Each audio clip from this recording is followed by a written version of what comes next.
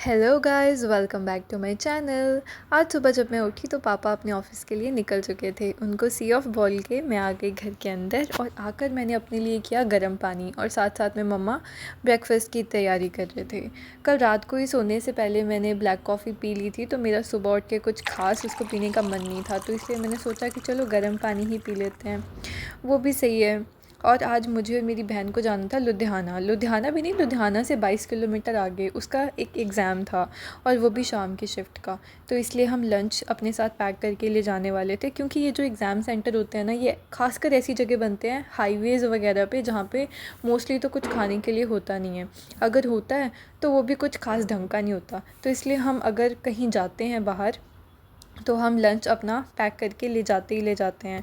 और हमें आते हुए भी लेट हो जाना था, इसलिए हमने खाना ले ही लिया। और जितने में मेरी बहन उठ के सब तैयारियां वगैरह कर रही थी, तो उतने में मैंने सब्ज़ी बना दी। और मैंने बनाई थी आलू प्याज की सब्ज़ी। और व्लॉग बनाने के चक्कर में मैं उसमें जीरा डालना ही भूल गई थी और मैंने ऐसे ही उसको तड़का लगा दिया।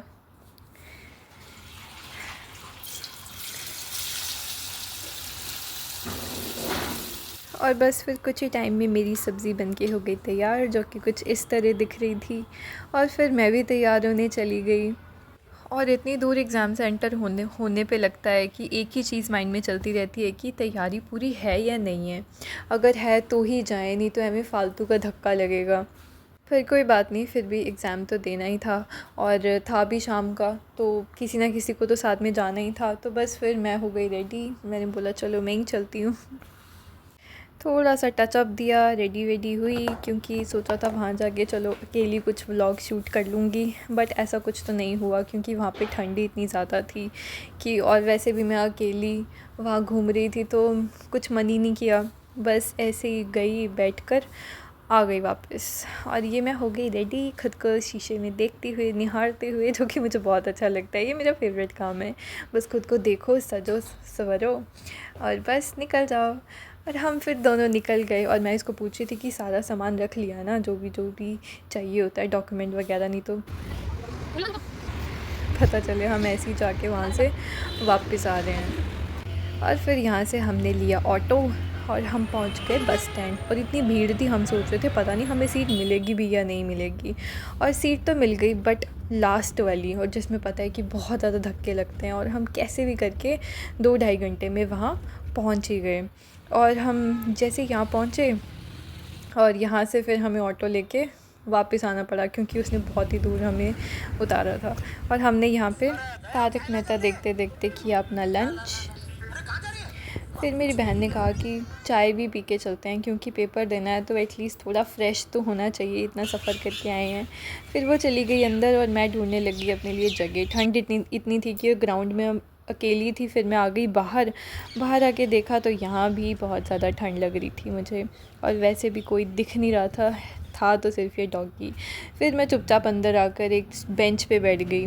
में 5 बजने वाले थे, तो मैंने सोचा चलो दूसरी साइड ही चल लेते हैं। और ये सनसेट, मतलब इतने टाइम बाद मैंने ऐसा सनसेट देखा ना, बहुत सुंदर था।